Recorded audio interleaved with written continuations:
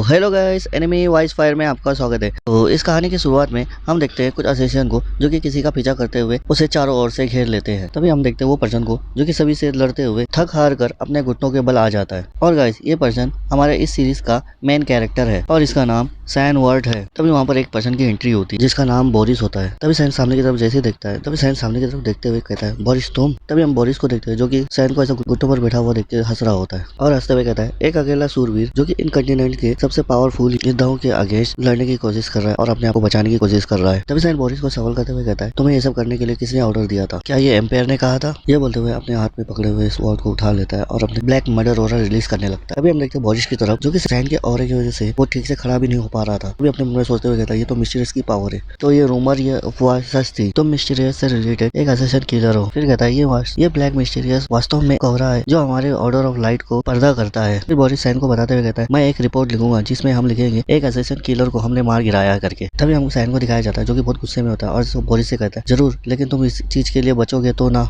ये बोलते हुए अपने ब्लैक ऑरा को रिलीज करने लगता है। तभी हम देखते हैं बोरिस को जो कि उसके पावर की वजह से ठीक से खड़ा भी नहीं हो पा रहा होता है। तभी बोरिस कहता है, तुम ये सोच रहे हो कि तुम कोई सीक्रेट टेक्निक का यूज करके यहाँ से मैं भाग सकता हूँ, चीजें तुम भूल ही जाओ। मैंने यहाँ 9 स्टार का एक बैरियर बना दिया हूँ। तभी सैन अपने मन में सोचते हुए कहता है, मुझे किसी भी तरह से यहाँ से निकलना होगा और अपने ब्रदर को जाके बताना होगा और हमें पता लगाना होगा कि इसके पीछे कौन है करके। तभी सैन बोरिस से कहता है, बैरियर हो या ना हो, मैं इस जगह को पूरा नष्ट कर दूंगा। तभी वहाँ पर एक पर्सन की एंट्री होती है जो कि चिल्लाते हुए कहता है, सैन अब बस करो अब। सैन आवाज सुनते ही एकदम से फ्रीज हो जाता है और मानो कि पैरों से जमीन ही खिसक गई हो। तभी हम देखते हैं वो पर्सन को जो कि और कोई नहीं सैन का बड़ा भाई एचल होता है, जो कि सैन तो अपने बड़े भाई को देख के एकदम से हैरान हो गया होता है और कहता है, क्या इसका मतलब है ये सब चीजों के पीछे मेरा बड़ा भाई एचल था? यही सब सोचते हुए अपने घुटनों के बल आ जाता है और सैन पूरी तरह से टूट चुका होता है। तभी हम देखते हैं एचल को जो कि सैन की तरफ बढ़ते हुए उसकी तरफ आके खड़ा हो जाता है। तभी एचल सैन से पूछते हुए कहता है, सैन तुम्हारी आके ये पूछ रही है कि मैं यहाँ पर क्या कर रहा हूँ। तभी सैन हिचकिचाते हुए अपने ब्रदर से पूछते हुए कहता है, आपका क्या कहने का मतलब है भाई? मैं कुछ समझा नहीं। तभी एचल सैन को बताते हुए कहता है, तुमने अपना करते हुए अच्छे से निभाया है सैन, हमारे फैमिली के नाम के लिए और लोगों के लिए और मेरे लिए। तभी सैन शॉक होते हुए कहता है, क्या तुम्हारे लिए? फिर एचल गुस्से से कहता है, तुम बरसों से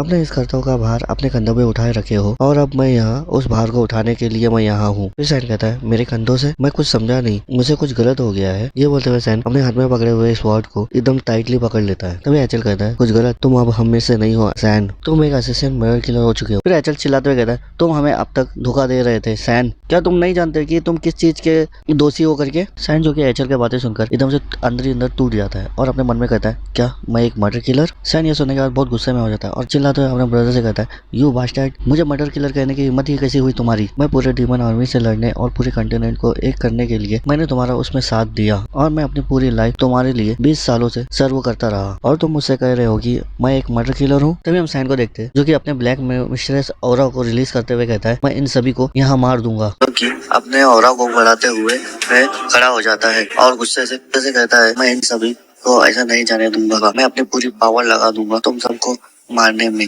चाहे मेरी इसमें जान ही क्यों नहीं चला जाए। सब गार्ड उसकी पावर को देख के हैरान हो जाते हैं। उनमें से एक गार्ड बोलता है, ये इम्पॉसिबल है, ये अभी भी उसके पास इतना पावर है कि अपने पैरों में कर सकता है। सैन बताता है, तुम इस कॉन्टिनेंट के ये मोस्ट पावरफुल हीरो है, फिर भी आप अपने छोटे भाई से डर रहे हो, ये तक कि मुझे मारने के लिए तुमने इतना बड़ा खेल रचा, तुम्हें शर्म नहीं आता? ये बोलते हुए दोनों और लड़ने लगते हैं। सैन मन में सोचता है, मुझे कैसे भी एक चांस मिल जाए जिससे कि मैं अपने भाई को मार सकूं और फ्लैश की स्पीड में बढ़ते हुए पूरी पावरफुल अटैक कर देता है।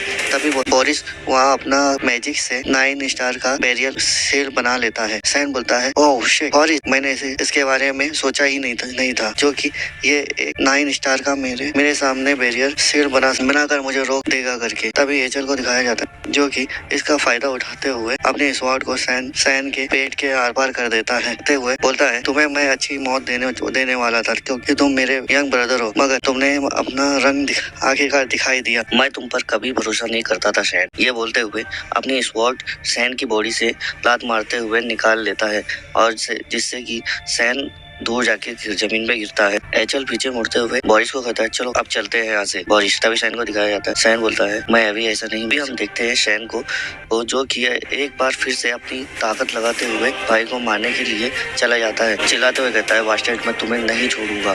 तभी हम देखते हैं एचल को स्वॉर्ड लगने से पहले ही बोरिस मैजिक से सैन को रोक लेता है। तभी एचल इसका फायदा उठाते हुए सैन की गर्दन को उसके धड़ से अलग कर देता है। तभी सीन चेंज होता है, हमें दिखाया जाता है कोई आवाज लगाते हुए कहता है, यंग लॉर्ड, यंग लॉर्ड। तभी हम देखते हैं सैन को, जो कि घबराते हुए अपने बिस्तर पर होता है और अब गले में हाथ रखते हुए खांस रहा होता है। तभी वहाँ पर एक मेड आती है, आवाज लगाते हुए कहती है यंग लॉर्ड। सैन चिल्लाते हुए कहता है एमिली तुम यहाँ। एमिली घबरा जाती है और कहती है यंग लॉर्ड तुम क्या सपना देख रहे हो। फिर सैन नोटिस करता है कि एमिली तो यंग दिख रही है, ये तो मैं 20 साल पहले मैंने ऐसा देखा था एमिली को। तभी अपना हाथों को अपने चेहरे पे लगाते हुए टच करते हुए वह शॉक हो जाता है। बोलता है कि मैं फिर से एक बार रिबॉर्न होकर 20 साल पीछे आ गया हूँ, जहाँ मैं छोटा एक बच्चा लड़का हुआ करता था। लॉर्ड सैन आप कब उठ रहे हो? ऐसा नहीं कि आप स्प्रिंग मैच में नहीं जाना चाहते हो? आपने हिम्मत आओ और जाओ मैच के लिए। क्या स्प्रिंग मैच? हाँ। सैन खिड़की के बाहर झांकते हुए कहता है ये तो ड्यूक वार्ड का महल है, यानी कि सच में मैं पास्ट लाइफ में आ गया हूँ। मुझे ये दिन याद है, अच्छे से याद है।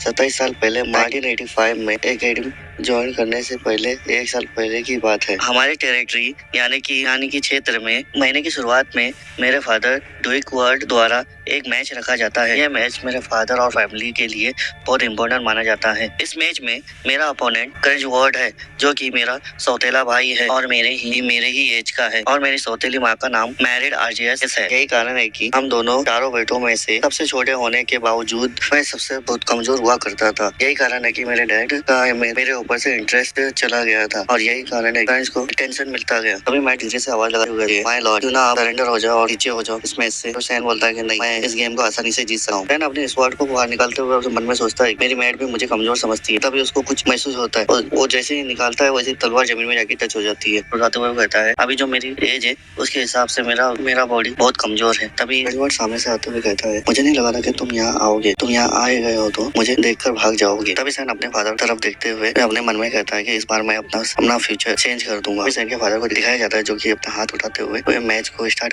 कर दे। फ्रेंच को दिखाया जाता है जो कि सैन की तरफ बढ़ते हुए कहता है बेवकूफ, मैच में ध्यान देने की जगह कहाँ देख रहे हो, और हंसते हुए अपनी तलवार सैन के ऊपर मार देता है। तभी सैन उसकी तरफ देखते हुए कहता है ये कितना स्लो है, और धीरे से मुड़ जाता है। तभी क्रंच को दिखाया जाता है जो कि वो शॉक हो जाता है, बोलता है क्या? तभी उसकी तलवार जमीन में आके टकराती है। क्रंच बोलता है ये बेवकूफ मेरा वार डॉज कर गया। फिर से अपनी तलवार को मारने जाता है, वैसे ही सैन अपनी तलवार से उसकी तलवार को दूर कर देता है और अपने पैर से उसके पैरों में जोर से मारता है। क्रंच को दिखाया जाता है जो कि पैर के मार लगने की वजह से चिल्लाते हुए अपने पैर को पकड़ते हुए यहाँ वहाँ जमीन में लुढ़कते लगता है। तभी क्रंच की मॉम को दिखाया जाता है जो कि वो घबरा जाती है। सैन के फादर को दिखाया जाता है जो कि वो बहुत ही गौर से देख रहे थे। सैन को दिखाया जाता है जो अपनी खतरनाक लुक बनाते हुए वे मन में सोचता है कि अगर मैं इस तलवार को इसके गले पे रख दूं तो ये मैं आसानी से जीत जाऊंगा, मगर मैं इससे सेटिस्फाई नहीं होऊंगा।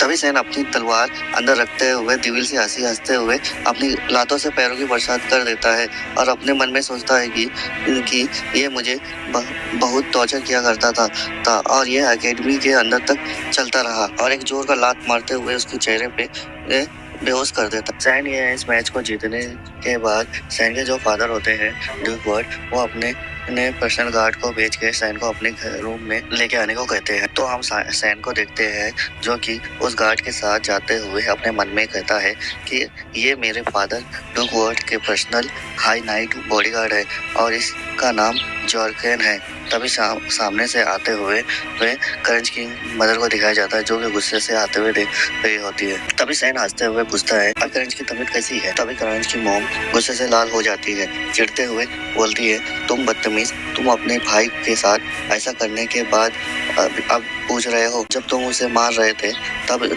नहीं सोचा था कि वो तुम्हारा भाई है। सैन बोलता है ये एक स्पिरिट डुएल मैच था जिसमें हम दोनों एक दूसरे के साथ अपोनेंट आमने सामने अपोनेंट थे आप और क्या एक्सेप्ट कर सकते हैं। तभी क्रंच की मदर कहती है तुम तो एक एलिजिबल चाइल्ड हो, जो कि तुम्हारे वो मदर डर्टी वॉर्म थी जो तुम्हें यहाँ छोड़ गई है, और तुम यहाँ पर एक नौकर जैसा होना चाहिए था, ना कि मालिक जैसा, और तुम जो कि यहाँ पर मुझसे जबान चला रहे हो, तुम्हें तो ग्रेटफुल होना चाहिए। सैन अपनी मदर के बारे में ऐसा सुनकर बहुत गुस्से में हो जाता है और बोलता है ये मेरी लाइन क्रॉस कर दी है, क्या मैं इसे मार दूं?